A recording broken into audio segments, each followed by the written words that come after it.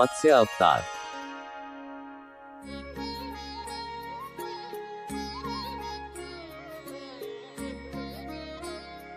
मत्स्य अवतार भगवान विष्णु के प्रथम अवतार है।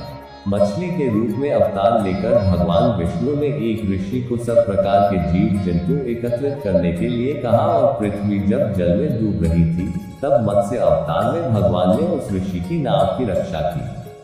इसके पश्चात ब्रह्मा ने पुनः जीवन का निर्माण किया। एक दूसरी मान्यता के अनुसार एक राक्षस ने जब वेदों को चुराकर सागर की अथाह गहराई में छुपा दिया, तब भगवान विष्णु ने मत्स्य रूप धारण करके वेदों को प्राप्त किया और उन्हें पुनः स्थापित किया। आइए जानते हैं मत्स्य अवतार की रोचक कथा के बारे में। एक बार ब्रह्मा जी की असावधानी के कारण एक बहुत बड़े दैत्य ने वेदों को चुरा लिया। उस दैत्य का नाम हयग्रीव था। वेदों को चुरा लिए जाने के कारण ज्ञान लुप्त हो गया। चारों ओर अज्ञानता का अंधकार फैल गया और पाप तथा अधर्म का बोलबाला हो गया। तब भगवान विष्णु ने धर्म की रक्षा के लिए मत्स्य रूप धारण करके हयग्रीव का वध किया और वेदों की रक्षा की। भगवान ने मत्स्य का रूप किस प्रकार धारण किया, इसकी विस्मयकारिणी कथा इस प्रकार है। कल्पांत के पूर्व एक पुण्यात्मा राजा तप कर रहा था। राजा का नाम सत्यव्रत था। सत्यव्रत पुण्यात्मा तो था ही, बड़े उदार हृदय का भी था। प्रभात का समय था, सूर्योदय हो चुका था। सत्यव्रत कृतमाला नदी में स्नान कर रहा था। उसने स्नान करने के पश्चात जब तर्पण के लिए अंजलि में जल लिया, तो अंजलि में जल के साथ एक छो मछली भी आ गई। सत्यव्रत ने मछली को नदी के जल में छोड़ दिया। मछली बोली, राजन, जल के बड़े बड़े जीव छोटे छोटे जीवों को मारकर खा जाते हैं। अवश्य कोई बड़ा जीव मुझे भी मारकर खा जाएगा। कृपा करके मेरे प्राणों की रक्षा कीजिए। सत्यव्रत के हृदय में दया उत्पन्न हो उठी। उसने मछली को जल से भरे हुए अपने कमंडलू में डाल दिया। तभी एक आश्चर्यजनक घटना घटी। एक रात में मछली का शरीर इतना बढ़ गया कि कमंडलू उसके रहने के लिए छोटा पड़ने लगा। दूसरे दिन मछली सत्यव्रत से बोली, राजन, मेरे रहने के लिए कोई दूसरा स्थान ढूंढिए, क्योंकि मेरा शरीर बढ़ गया है। मुझे घूमने फिरने में बड़ा कष्ट होता है। सत्यव्रत ने मछली को कमंडलू से निकालकर पानी से भरे हुए मटके में रख दिया।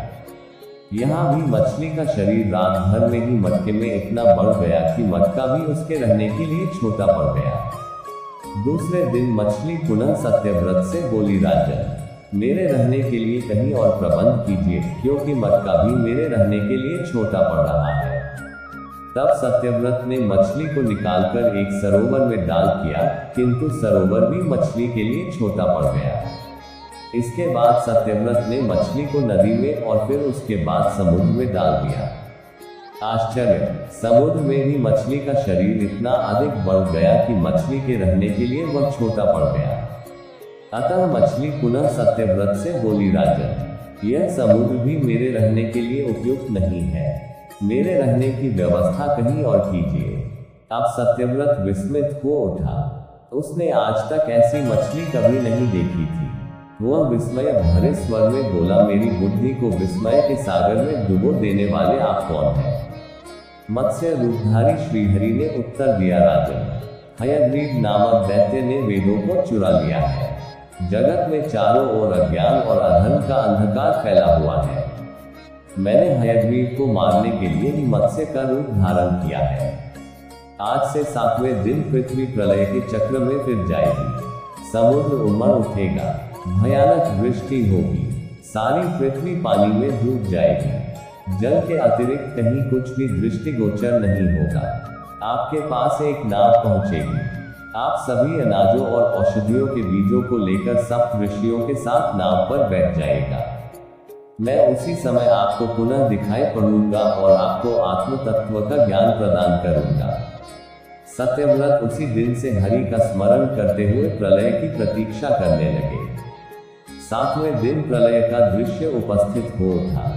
समुद्र भी उमड़कर अपनी सीमाओं से बाहर बहने लगा। भयानक वृष्टि होने लगी। थोड़ी ही देर में सारी पृथ्वी पर जल ही जल हो गया। संपूर्ण पृथ्वी जल में समा गई। उसी समय एक नाव दिखाई पड़ी। सत्यव्रत सप्त ऋषियों के साथ उस नाव पर बैठ गए। उन्होंने नाव के ऊपर संपूर्ण अनाजों और औषधियों के बीज भी भर लिए। नाव प्रलय के सागर में तैरने लगी। प्रलय के उस सागर में उस नाव के अतिरिक्त कहीं भी कुछ भी नहीं दिखाई दे रहा था। सहसा मत्स्य रूपी भगवान प्रलय के सागर में दिखाई पड़े। सत्यव्रत और सप्त ऋषि गण मत्स्य रूपी भगवान की प्रार्थना करने लगे। भगवान से आत्मज्ञान पाकर सत्यव्रत का जीवन धन्य हो उठा। वे जीते जी ही जीवन मुक्त हो गए। प्रलय का प्रकोप शांत होने पर मत्स्य रूपी भगवान ने हयग्रीव को मारकर उससे वेद छीन लिए। भगवान ने ब्रह्मा जी को पुनः वेद दे दिए। इस प्रकार भगवान ने मत्स्य रूप धारण करके वेदों का उद्धार तो किया ही, साथ ही संसार के प्राणियों का भी अमित कल्याण किया।